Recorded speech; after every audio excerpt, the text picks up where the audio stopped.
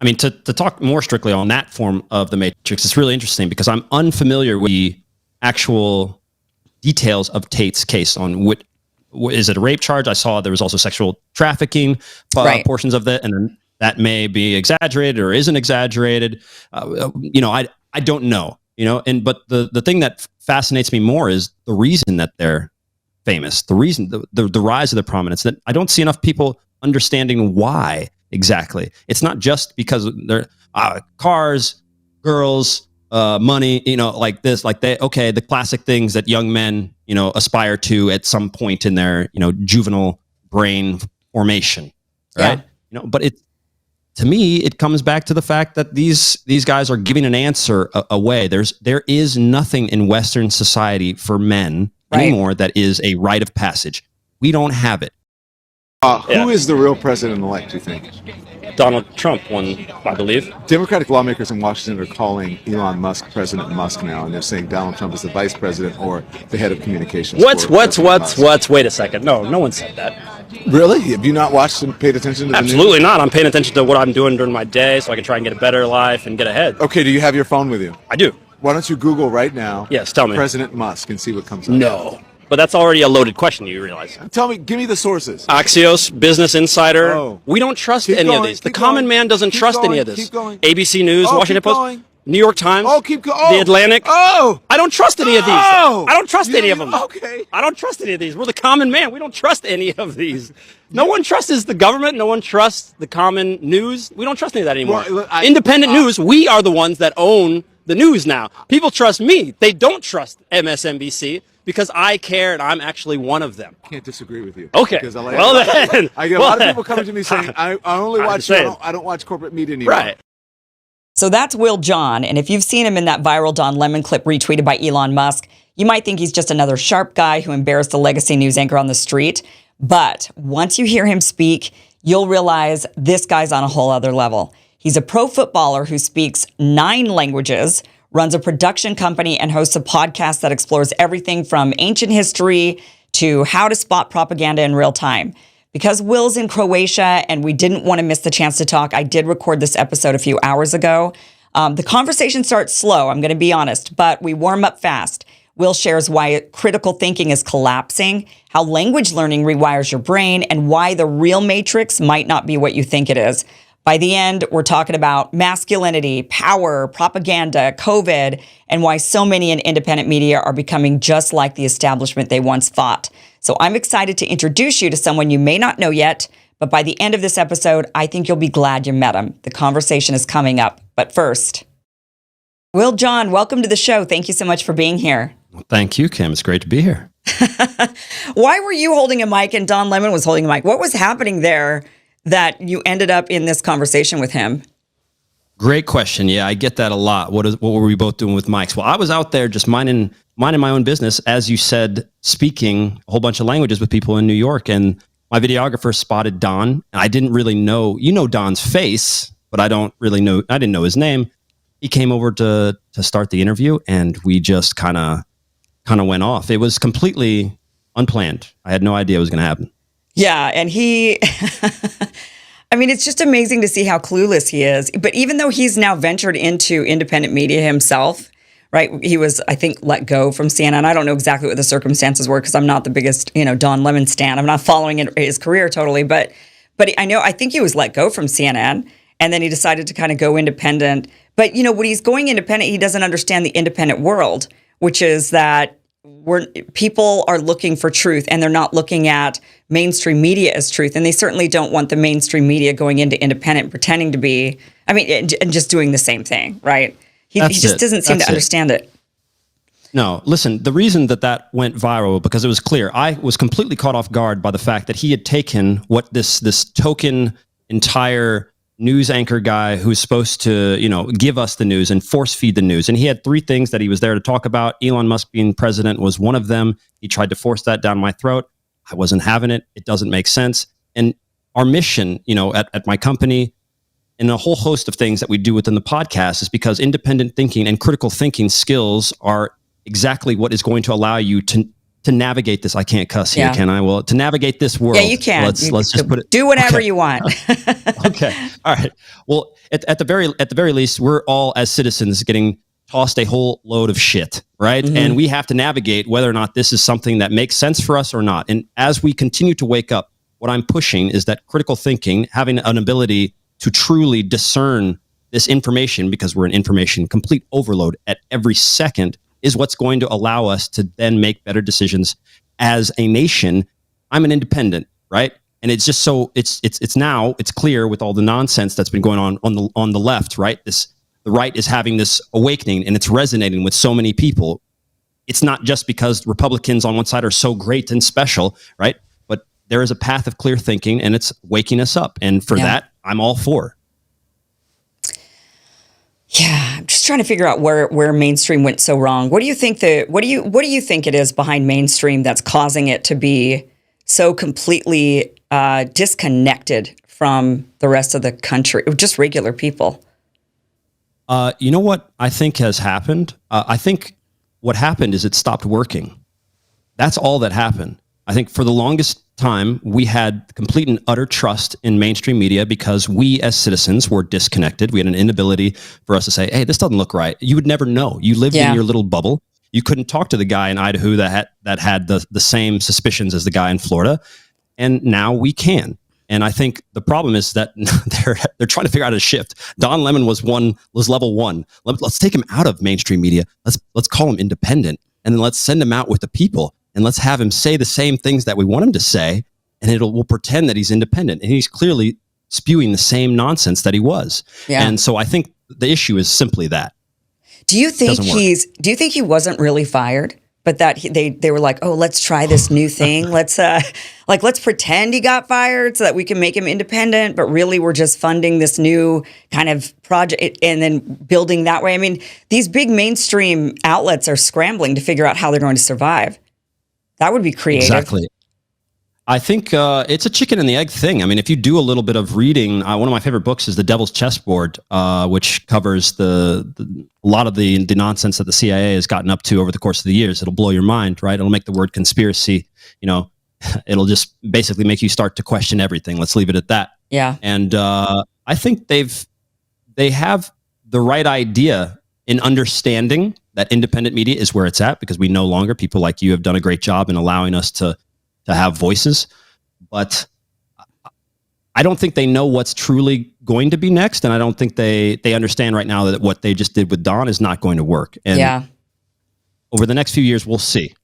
Well, I think mainstream media is trying to figure it out. But one thing that I'm realizing really quickly is that the establishment behind the mainstream media, those who want the narrative control, they've figured out how to infiltrate independent media. And that's become more and more clear. I'm seeing, on X, like those posts where they're all saying it's all these independent social media influencers and podcasters, but they're posting the same thing.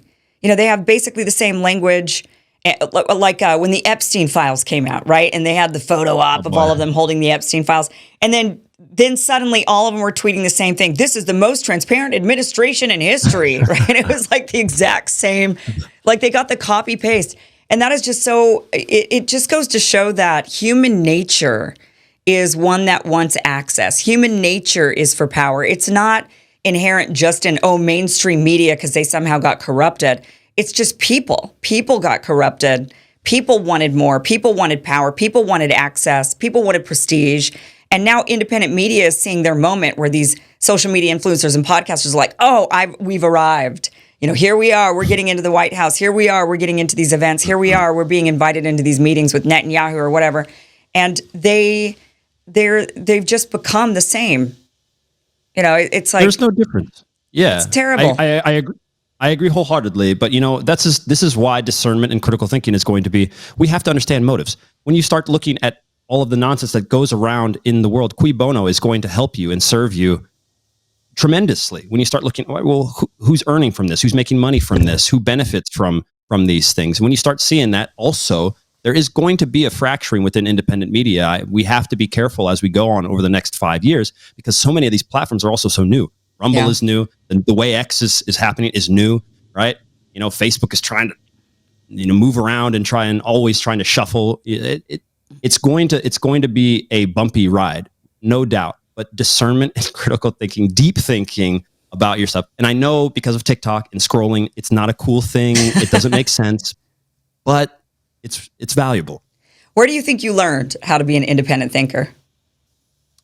My mom specifically, she grew up in the south side of Chicago, and then I would say the patience in order to do that came from my dad. He grew up in Nigeria. He moved to the U.S. He's a former professional footballer, and between those two, the books that I read and the way that my worldview, one with which I'm openly skeptical, right? And then traveling the world. That's it. This is what makes me do this, because I see Americans talking about stuff. I've lived in Europe for quite some time. I see them talking about it. I go to Africa. I see them. And you start to see humans around the world have similar problems with people wanting power and control.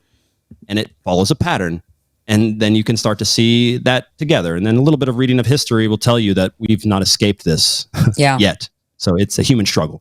Well, I ask you that because I'm trying to figure out how can we get the younger generation to have discernment and start using critical thinking skills. It seems like it's just been lost completely.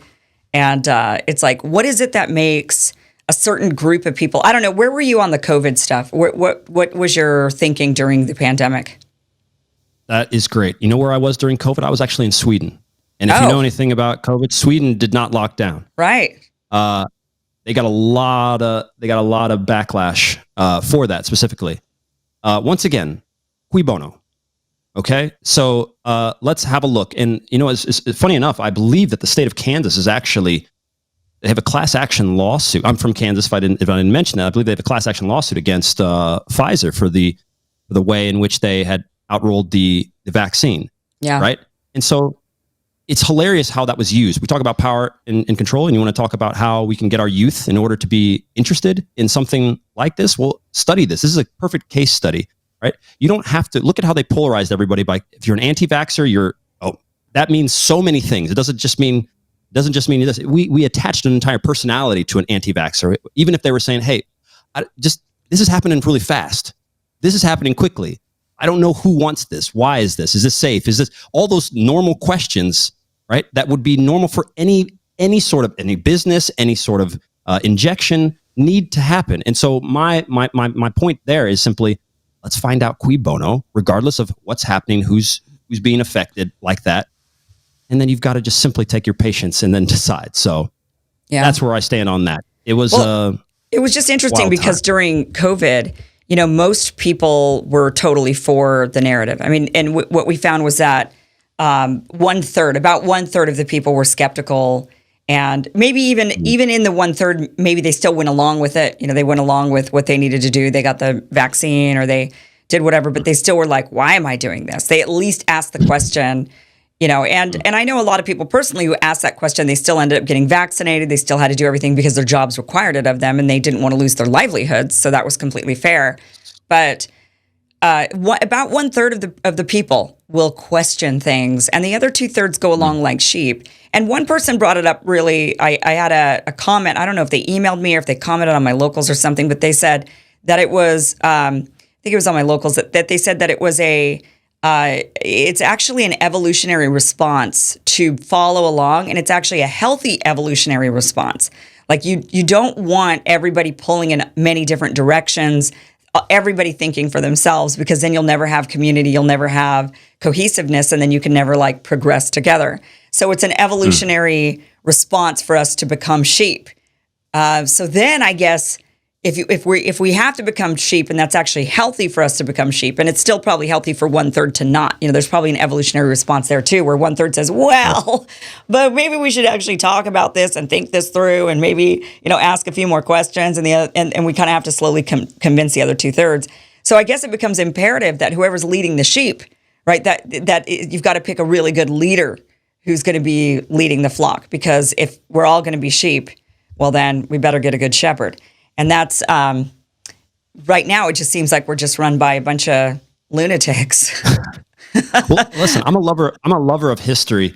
And I mean, if you want to look at the cultures, everyone wants to quote the ancient Rome and ancient Greece. And, we can talk about Pericles. And Pericles, as a leader, the guy who's gifted with the golden age of Greece, those guys had to debate in public. They had to gain always, at every time, up in front of the Senate and the citizens, you had to put forth your debate, your argument, and we had to continually move along with this. They had citizen armies in Rome, right? Those guys who were up there also had skin in the game. I mean, if you read Nassim Taleb, right, The Skin in the Game, it's a great book to tell us we've got this distance. You're talking about those leaders now. How further away from those people, just like the mainstream media, how far away are they from the common people? That's exactly what you saw in that discourse between me and Don. Mm-hmm. There is a giant gap between those that are leading, those that are trying to decide what it is that we want to do, should do, and those of us who feel this would be a good idea.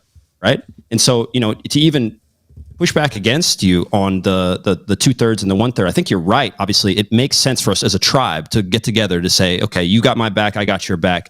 We have a common, goal. Right. Let's push forward. That makes sense for evolution, of course. I think, it just gets very odd and strange when we're no longer as a group. What about the 2-3 guys that decided that this was the way we should go, and the 99, gazillion other people who didn't? That's not, evolution isn't ready for that, right? The problem is with media is that when these, like Don Lemon gets more famous and well known and wealthier, and these media companies get wealthier, and we see this even with independent media, a lot of the creators getting really, really wealthy, and then they are not like they're from they're no longer identifying with the common people, I suppose. Maybe they came from the common people, but they no longer are the common people. And that is maybe where, and they get really, I think, like high on the hog with the idea of going and rubbing elbows with the elites, even though they were the ones that were criticizing the elites. And then it was just like suddenly when they're let in, they're like, okay, yeah, I'm going to go rub those elbows. Is that the basis behind, and I haven't yet seen it, is that the basis behind what's going on with you and Tim Pool? Is that what's going on? I mean, you could kind of boil it down to that. It's I would say that the issue is that he took what I think is an unethical meeting with Netanyahu. And even though he talked about it and came out with it, he went into the meeting believing it would be completely secret. The Chatham House rules, I'm glad you actually brought this up, because I spoke to a journalist friend of mine who worked in mainstream news, working for some of the really big outlets. And he worked all throughout the Middle East and throughout, real serious reporter. And he wrote me and he said, we were not allowed to go into Chatham House rules meetings. Like, we were barred from those. And we were told they were unethical, because essentially what they are is the elites get together and they say, we're going to have a meeting. We're going to bring all of these journalists in. So it's not just one-on-one meetings where a journalist gets some information, puts it out there, and then all the other journalists scrutinize it and fact check it and try to follow those leads, right? That's different. When you have a big group and elites get together and they say, we're bringing you in and we're going to sit you all down, and you're not allowed to say who was in this meeting. You're not allowed to say what our status is, what affiliation we have. So if we're with the government, you can't say we're with the government. And of course, the governments are the most sinister, right? So you've got these governments that are bringing you in. You're not allowed to cite who they are, where the ideas came from. They then mass propagandize all of these journalists and send them out in the world and say, use all this information. Just don't say we told you. I mean, that's a propagandizing mechanism that a lot of mainstream journalists that are serious reporters for working even for mainstream corporate outlets have been told that's unethical and you should not be engaging in that type of, propagandizing.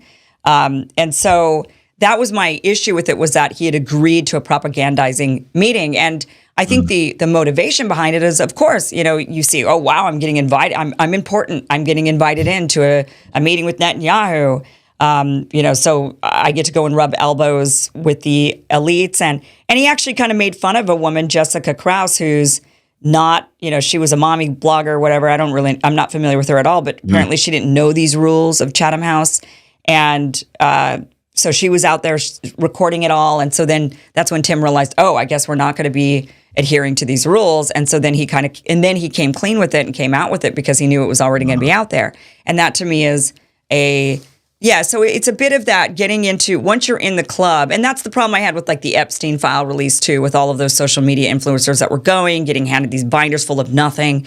and waving them around and being like, yeah, we got the Epstein files, the most transparent, and then getting on social media and spouting the same line. And it was like, gosh, we just literally, when Donald Trump came out saying fake news, fake news, fake news in like 2015 and 2016, I was shocked. I was like, what? Oh my gosh, he's attacking the free press. And then I started paying attention and realized, oh no, he's telling the truth. They are fake news. They're going around, they're spouting, they're propagandists. That's what they are. And they, that a lot of them in the mainstream are going into these Chatham House Rules meetings and they're getting all the propaganda, because we see it as we watch like local news, right? All the local news stations, and you've seen those montages where it's like the different people show up, but they're all saying the exact same phrase in unison, and then they don't disclose where they got that and who told them to say that, So it's just really, when Donald Trump said that, it was shocking, and that wasn't that long ago. I mean, it's not long enough for us to forget. So how suddenly independent media went from ragging on the mainstream, calling out the bullshit, being like, yeah, they're all a bunch of propagandizers and they're just spewing us robotic messages, to doing the exact same thing in such a short period of time is astonishing. And I think the big lesson people should learn from it is, for one, you can't trust anybody, and you got to continue to reevaluate who you trust constantly. Like people watching this show right now, reevaluate me every so often and make a decision on whether or not you still want to trust me. Like, don't just, I trusted her once, so I'm forever going to trust her. No, like refresh it, do a refresher every so often. So I think, so there's that, but there's also this, it shows that there is a real ability for us to be brainwashed super fast. And and I've seen it even with the Donald Trump administration. I'm curious about your thoughts on his administration, but to go from America first, like that was the entire premise of his 2016 campaign. Everybody voted for him because of America first. And then he's like, we're going to buy Greenland. We're going to absorb Canada, Israel. And it's like, what in the world has happened?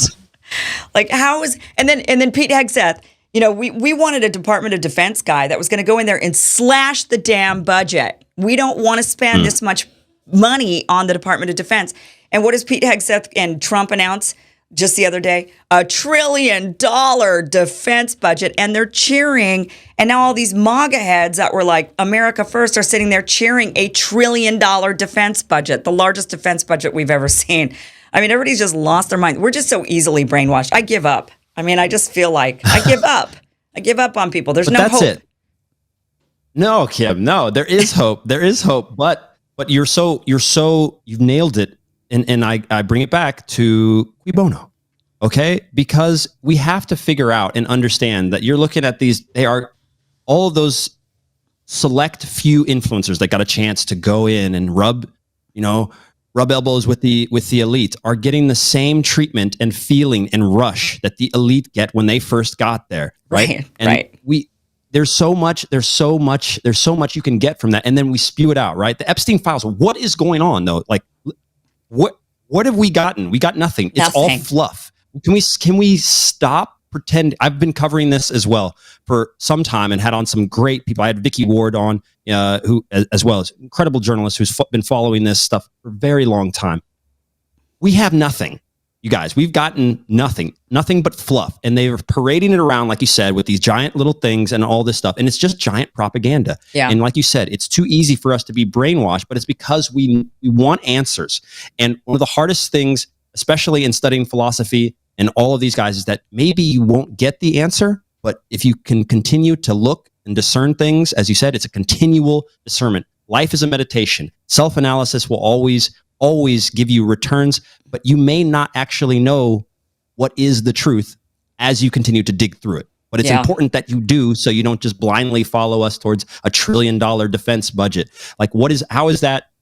It doesn't make sense. It doesn't make sense. It does not, on any, like Trump or not. It doesn't make sense. We said that we wanted to move things towards America first. Is this going to make sense for us? And if it does make sense for us, tell me why. Right. Explain to me why. Yeah. Yeah, like if buying Greenland, I guess, makes sense, then make it make sense. That's what you got to do, right? That's your job. Make it make sense. And then I don't maybe I'll think get it on does board just with that, it. Yeah, right. We're going to go and antagonize Denmark. Of like all the places on earth, we decide that Denmark's our big enemy, our great threat. We need to take land from them. I mean, it's I've just lived there. I've lived there. They're definitely not our enemies in that sense. They're more concerned about themselves. I can tell you that as a person who actually speaks Danish, they're good. They're not coming after us at this moment. But who speaks Danish? Like how many languages? You speak 9 languages. Why do you speak so many languages? You can track a little bit of that back to my mom, who made me learn Spanish as a younger kid, maybe 9, 10. She didn't speak any other language. She just thought it would be a good idea. And so fast forward to 16, I read the book Count of Monte Cristo. The main character basically learns a bunch of languages and travels around the world. And I just said that would be the coolest life ever. And so I've, loosely modeled my life on his. I learned the lesson from the book because his whole life was about revenge. And in the end, it wasn't really worth it. But the traveling and the independence and the freedom, that part I could take. And that's what had me moving around the world. And I learned Italian before I'd ever gone to Italy, and I've played in a few countries. And yeah. So what languages do you speak? Now I do it all of it. So Spanish, French, Italian, Danish and Swedish, German, Russian, Croatian, and English. Wow. I think that's all. Are you fluent in all 9? Yeah, so I am completely conversational fluent. I do interviews in Italian and Spanish. You can see them. I do actually interviews. I work for I collab with a company that sends me out to do interviews with celebrities and football stars. And so a lot of times they're uncomfortable speaking in English. And so, yeah, they're varying levels, like, right. My Spanish is obviously much better than, say, my Danish.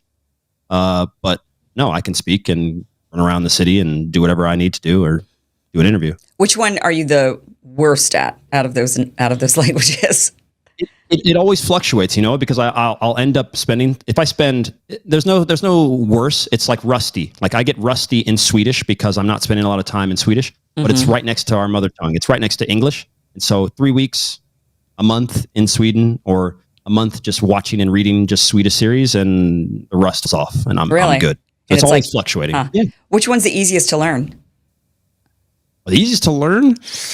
Probably somewhere between, Danish is the hardest to pronounce, but the easiest to understand. Spanish is not so bad, but I can tell you the hardest to learn are the Slavic ones because they're so distant. Russian, Croatian, there's no connection. There's no connection between our language and theirs. So you're just starting from nothing. But they're very useful, and it blows people's minds when you walk down the street because it's a homogenous society. I'm a black guy running down the street. They all speak English to me, and I respond in their language. Yeah. And that's what we have on TikTok and all the rest of them, and it goes viral. Interesting. Danish is the easiest one, huh? I'm Danish, but I don't know any Danish. No, you gotta start learning. You gotta start learning. Yeah. Well, it's not that bad. It's just hard to pronounce. My family says Danes, I guess there's like a joke. Danes sound like Germans with potatoes in their mouth. That's exactly it. Yeah. That's what they say. It is. It's very guttural, but it's a cool language. I like it a lot. Interesting. Yeah. Wow. I don't know how you learned all those languages in like 5 years, because you're like 18. I don't know how old you are, but No, I'm older than I look. Let's put it that way. Like, this is my 20th year. Black don't crack. That's what they say, right? Is that why? That's what's going on. You're probably like 55 years old and you look like you're 18. I turn 106 wow, next week. See, what did I say? So. What did I just say? Yeah, I'm telling you. The only way I know the age of someone who is black is like whether or not their hair has gone gray. Otherwise, there's like no wrinkles. There's like no way to know. Just anti-aging. That's there's a part, but it is possible to learn. That's one of my fight, and that's the other part of my mission on our channel. I teach people how to learn, because that's another big thing that I'm actually hoping to talk to the administration about. We go to school. You spend what did you take in high school, in college? Did you take a foreign language? Yeah, they made us. I took French. I took French in school. Can you speak French? Well, not un petit peu, but that's only because I lived in France. Yeah, okay. Only because I lived in France for a period of time. So when I got out of high school, I basically knew no French, I knew the very, very basics.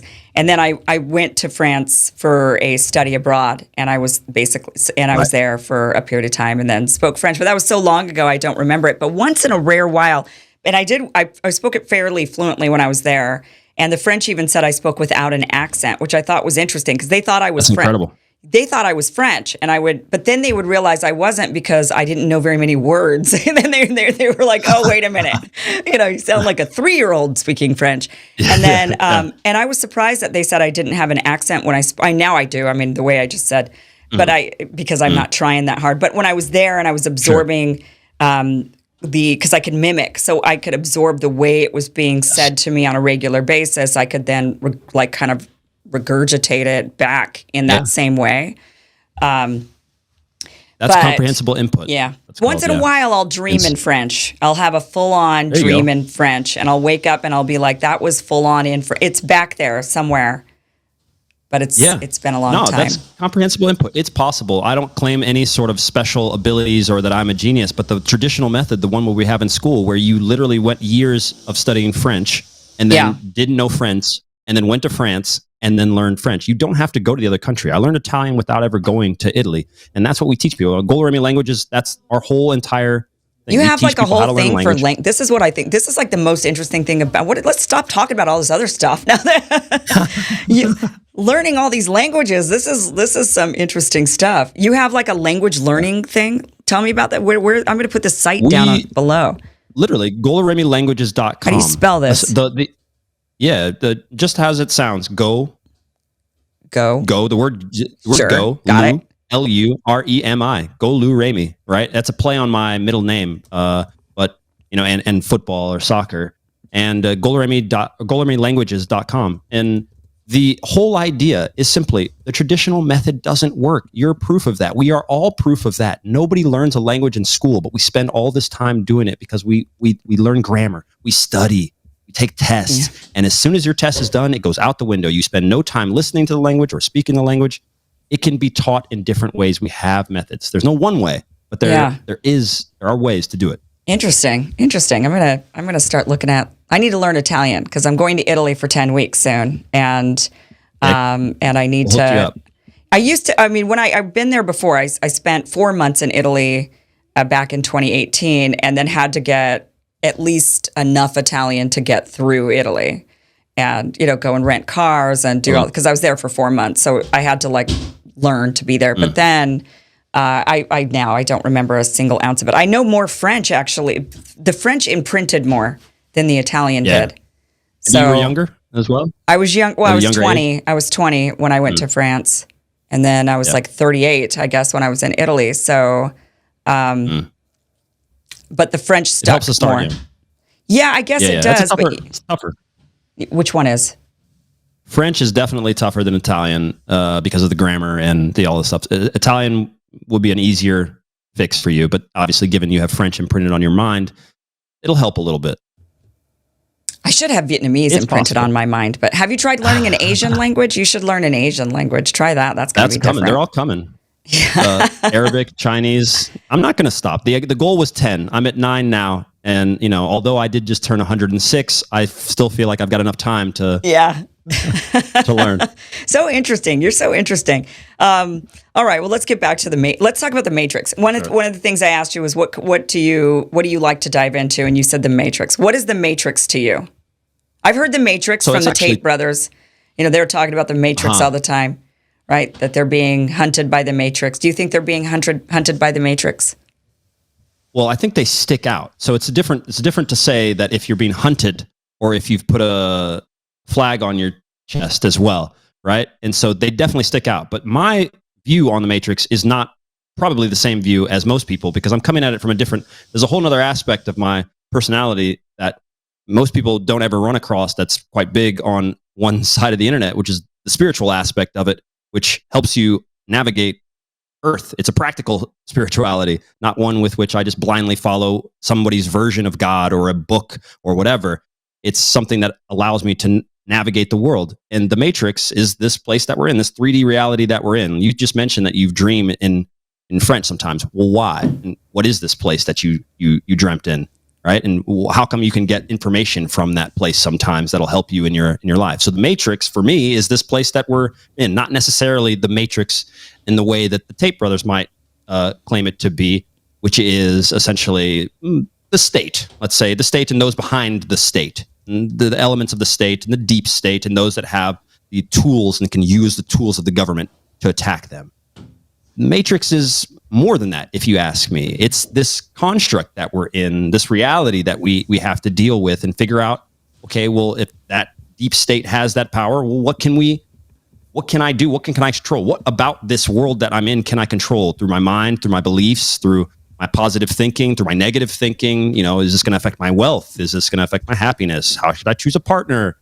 That's where the Matrix is to me. And for me, a Matrix attack is more one on consciousness. They are trying to control our consciousness. And when I say they, I'm not trying to be vague. I'm simply saying anybody or anything that is not you, where you haven't decided to do something. That's propaganda. That's the Matrix attack. That's this TV show. That's TikTok making you scroll. That's China and their influence on the American government, or whoever you want to say. If you want to say it's Israel or China or whoever, that an attack on your consciousness is an attack on the Matrix, right? For me. And so I have a different outtake, probably one that you probably weren't expecting from I was them, expecting right? you to get into Andrew Tate and all of them when you said Matrix, because that's what everybody talks about when they think Matrix is the attack on the Tates or the attack on Russell Brand or the attack on, these various different attacks. And do you feel they're not attacks on them? Just to ask. No, I do. Yeah, they are. But it doesn't mean they're not guilty. I mean, I think that I'm not saying they are guilty. I'm not saying they're not guilty either. I think that when people get into a position of prominence and people want to take you down, they will find something to take you down. And that's right. That's real. So I do think that once you hit a certain point, people are going to start digging and they're going to try to find anything and everything. And we saw that happen a lot during the Me Too movement, where people were being taken down for just like going on a bad date, really, ultimately. And then the woman regretting having sex with him and it being a one-night stand and it being meaningless. And we saw people being taken down for that. And that was ridiculous. So there's always, if you look, you're dead set on finding something against someone, you can find something that you can twist and turn into something to try to get the mob, the culture mob after them and to get them canceled or whatever. That is true. But, during the Me Too movement, who else was taken down was Bill Cosby, right? And that was legitimate. That was like a legitimate rapist that was out there doing really, really awful things. So it doesn't mean, because even though the attack is happening and there's a movement happening and they're coming after you, it doesn't mean you are not guilty. It means that it's really sinister that this is now coming out. Like, why didn't it? Like with Russell Brand, it's like if this was a real issue, why was this not? Especially with him, I'm a little bit more. With him, it's like this guy's been famous forever, so it's not like he's just now in the spotlight and now he's being. He's been famous for so long that if these accusations against him were legitimate, I think they would have come out a long time ago because of his fame from a long time ago. Like, I think they would have come out when he married Katy Perry or something, right? That's when women would have come out of the woodwork and said, well, you raped me. So for him, I'm a little bit more like, that seems like there might be some fabrication here or some exaggeration here to try to kind of Me Too the guy, but in a much more serious way. He's facing serious charges. The Tates, they've come to prominence and then all of this stuff is coming out. But I feel like it's actually been out for a long time against them. When you actually study their cases, they had been accused of these types of crimes since like 2013. These accusations against them are actually not new. So they're new to us because they're now popular and we're now hearing about the accusations. But they've been getting these accusations for a really long time. And when they openly brag about it and the way they treat women, and when they have these accusations for a long period of time, I'm more inclined, again, innocent until proven guilty, but I'm more inclined to think maybe this time the Matrix, maybe there's a bit of it, or maybe there isn't. Right. To talk more strictly on that form of the Matrix, it's really interesting because I'm unfamiliar with the actual details of Tate's case on what is it a rape charge? I saw there was also sexual trafficking portions of that, and then that may be exaggerated or isn't exaggerated. I don't know, but the thing that fascinates me more is the reason that they're famous, the reason, the rise of their prominence, that I don't see enough people understanding why exactly. It's not just because they're cars, girls, money, like this, like the classic things that young men, aspire to at some point in their, juvenile brain formation, right? But to me, it comes back to the fact that these guys are giving an answer away. There is nothing in Western society for men anymore that is a rite of passage. We don't have it. You go from being a boy to a man, and I was lucky enough to leave home early and go pro early, so I was gone and having to be independent. But majority of 20 something, 23, 24, 25, I got friends that live 28, 29, 30, they're 30, they're at home, and so where is this clear thinking path of how it is to be a man? That's the reason that there's prominence from these guys. They're going to ignore, right or wrong, whatever they've done or haven't done, whatever they're accused of or not. Young men are going to look at the Tate brothers and see that they've got something that they want. They've got a clear thought. These guys are eloquent in the way that they speak. And some of the stuff, I have to admit, some of the stuff on clear thinking and stuff makes sense to me. Be responsible, grow up, get a job. Those sorts of things, they sound almost identical to Jordan Peterson. Yeah. Right? He has an abrasive way of saying it, but if we can't look and discern, no, if he's treating women badly, if he's raping women, if he's second traveling, that's out of the question. No, there's no room for that. They have no business. But the other stuff is resonating. Yeah. And that's why people, I don't know, as I would love to talk to those guys and maybe get my real vibe off this. This dude an evil dude? Does he want, I don't know. I've never spoken to him. Yeah. Yeah, there is definitely something missing. I'm glad you brought that up. This is something that I've been kind of harping on a little bit online, and I get dragged on this one because I think most people, at least online, don't agree with me. But the trad wife trend and this is a direct response to what you're talking about and what the Tates resonate with and Jordan Peterson. The feminist movement left the men behind, right? There was no. It was advancing for women, and it was, in my opinion, still great for women. There's a lot of people out there that are saying, no, feminism ruined everything, and it was terrible. But no, it was actually very advancing for women. A lot of women were stuck in very abusive relationships. They did not have the money or the means to get out of those relationships. They were, and that left them with very few choices and options, and the inability to demand and even improve relationships. And when we look at from that perspective of what feminism has done for relationships between men and women, I do think that overall, I mean, there's definitely some downsides, high rates of divorce and high rates, there's all these other bad things, but I think there's other attributing factors to that, like pornography and whatnot. But, fast food society, sort of like fast sex, fast food society. But men and women have healthier relationships now that there is an equality factor to them. When you're becoming a partnership with somebody and it's no longer like, I'm just here to provide for you and then you do this other service for me. What feminism did do for relationships was turn them into cerebral, emotional partnerships rather than jobs. Like, this is your job, this is my job, and we've just basically come together in an arranged marriage, Indian style, which works in India, but it's still like this. We've just come together and we're just doing our jobs, and this is a business partnership to further an agenda of making children and having, prosperity for the children. That does work. But now I think we have more fulfilling, or, I guess you could make the argument maybe the relationships aren't as fulfilling because we have high rates of divorce. I don't know. But I think that if a lot of women had the ability to earn their own money back during the, right after World War II, for example, that generation that raised the boomers, I think a lot of those women would have left. I mean, they were popping pills left and right, mommy's little helpers. Dad was abusive, taking out the belt on the kids, and raging alcoholic with PTSD. I mean, it was bad for the boomers were raised, and that's why the boomers ended up being the boomers, right? Because their parents kind of sucked. And then the boomers sucked as parents and left us all to be raised by MTV, and we all became latchkey kids. And then my generation, the Gen Xers, became helicopter parents and totally ruined the next generation. It's like we all ruined. Yeah. We keep ruining. Exactly. But the thing that there's now a new trend, and that is this push for women to just go back into the kitchen. And we're seeing that with the trad wife trend. It's like, feminism sucks. Women shouldn't be, you out there getting a job, living in corporate America, and really you should be at home making sandwiches. That's like what I'm seeing online. And I keep pushing back against this. Like, this is ridiculous.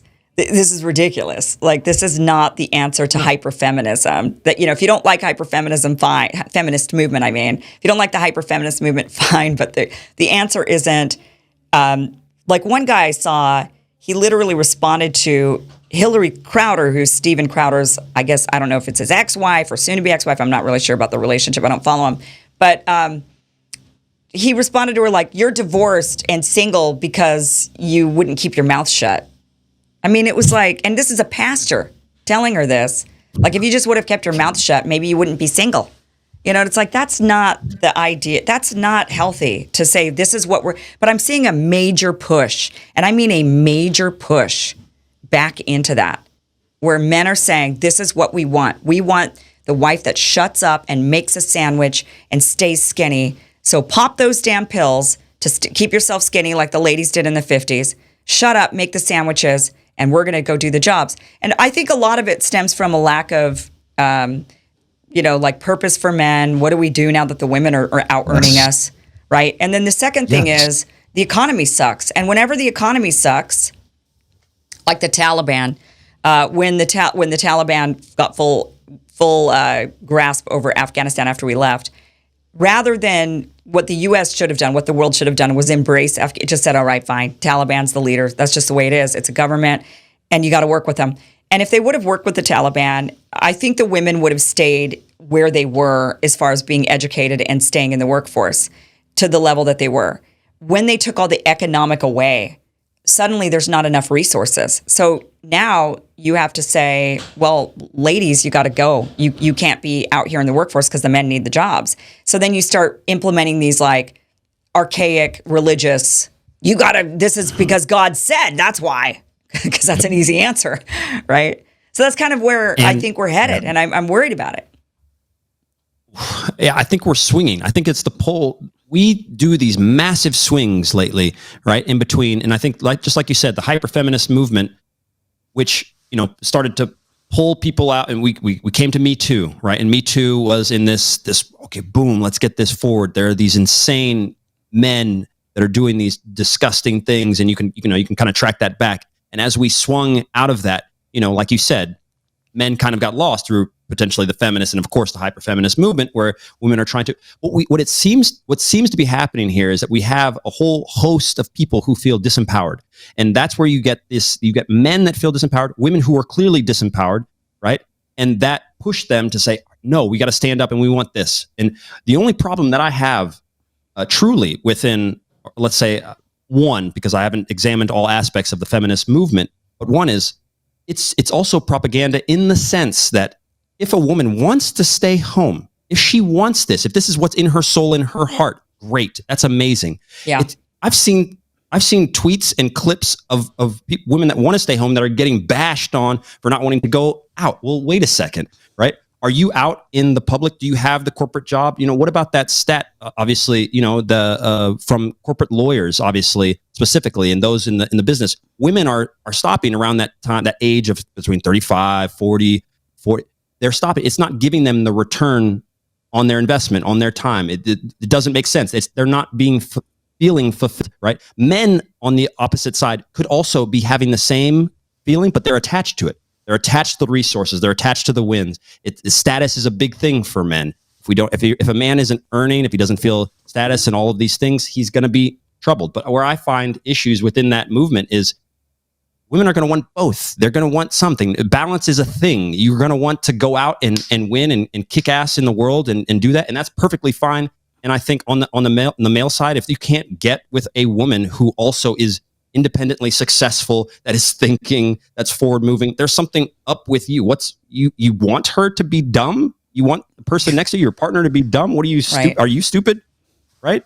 And so there has to be some balance between those two. But I think people have to understand that both men and women want to feel empowered regardless of where and what they're doing in their lives. We just haven't figured out the right balance. And I think you bring up a really great point with, a lot of women do want to stay at home, and they do find that, and the feminist movement screwed women over in a lot of ways, where it was like, okay, you can have it all, and which is just not true. And what ended up happening was the women felt overworked. I mean, it was one or the other. Either the women didn't end up having families at all, right? And they were just like no families whatsoever. And that, by the way, is fulfilling for a lot of women. I don't have children. My husband and I tried to have children. It wasn't without a lack of trying. But when you try for 5-6 years and you or longer, and you're not gonna, you at some point. But it hasn't bothered me either. And the trad wife trend wants to tell me otherwise, and they're wrong. I mean, they want to sit there and tell me I'm not fulfilled because I don't have kids, and I'm like, I don't know what to tell you. I'm fine, and I don't know. And a lot of women I know. I have an aunt who also has no children. She's totally fine. Like there's a lot of women. It's the same dynamic when the women are telling the stay-at-home wives, "Oh, you're not really happy because you're stuck at home and you're just making sandwiches, right?" And then it's like you can't possibly like that. And it's not true. I know. I was raised in Idaho. I was Mormon. Most of the moms of my friends were stay-at-home mothers. They were wonderful and raised wonderful children. And I thought that, and most of my best friends that I grew up with are stay-at-home moms. They're educated. They went to college, but then they became stay-at-home mothers. And that is fulfilling for them, absolutely fulfilling, and what they wanted to do. But so it's, I guess society telling everybody like, well, if you don't have children, you're not fulfilled. Or if you're a stay-at-home mom, you're not fulfilled. And then they told women, you have to have it all and you'll be fulfilled. And those women were like, bullshit. I'm just stressed. That's all it is. I'm doing all of the house cleaning. I'm doing all of the child rearing, and I'm completely stressed. And I'm working and earning all the money. So I'm just totally and completely stressed. Listen. It's an impossibility that you can have everything. And I as a person, I love polymaths. I love studying Da Vinci. Manuel Swedenborg, another. I'm fascinated with these guys who seem to be doing so much. How can they live one life and achieve, decades long types of things? And it does come back to moderation and balance, but it also comes down to one thing that I think everyone has to understand. We are filled today with our phones and our media and our stuff, so much crap that is not useful at all. And so we never get momentum. And I love the book Deep Work by Cal Newport. Absolutely love it, because one of the key theme here is that if you continue to do something that is going to benefit you, like studying deeply on, maintaining your concentration, you get better at it, just like you would get better at free throws or kicking a ball or doing anything. Well, the only thing we train every day is a fractured mind. With a fractured mind, you start to make bad decisions. With bad decisions, you start to have a bad life. You can't assess whether or not the information you're being told is good. If this COVID is a good thing, should I go there? Should I do this? Should I, you become sleep deprived. It's a train wreck. And so that's why, for me, moving it back to concentration, you asked earlier, how can we make these young people, right? I've noticed we coach a lot. We have a YouTube channel that has about 1 million subscribers where we teach kids on what they need to do in order to become pros or just get better at the game. Mm-hmm. Some of these kids are pushing back. Some of them are not into it. I ask them all the time, like, you guys have phones in your class? They're like, yeah. You have a computer? Yeah. You can have an iPad? You can just anything. They're like, yeah, we can have anything. And like, so do you even pay attention? No. Why? I can just look at, now we have AI, right? It's just, so, there has to be some pushback into discernment and to that. And I think once we get people to understand that, their lives will benefit. Yeah. I would certainly like to figure out, how men can feel purpose, and men can, now that women have all the choice, because like I just mentioned, a woman can choose to stay at home. And I think I'm hoping that there's less, push on that, against women, like, oh, you want to stay at home? Well, then I think, especially after COVID, I think a lot of people were like, actually staying at home is really nice. And so I think maybe there's less push on that, against that. But women right now do have a lot of choice as far as either stay at home, be a stay-at-home mom, if you can financially afford that. And that's where the choice is not a choice. And then women that just want to work and have a career and do other things. And then there's those that decide to do it all, and maybe some of them do it successfully. But the men have not been able to figure out their way. And that is, what makes them, although I will say I know plenty of men who do not have this existential crisis going on inside of them. They're fine. Most of the men I know are actually okay. I think the younger, but that I'm also in my 40s. So men in their 40s, 30s and 40s, late 30s and 40s might feel differently than the younger men who are in their 20s and early 30s even, or teens, and they really do not know, like, where do I fit in? Especially now that the women are like, and by the way, I'm not really a woman.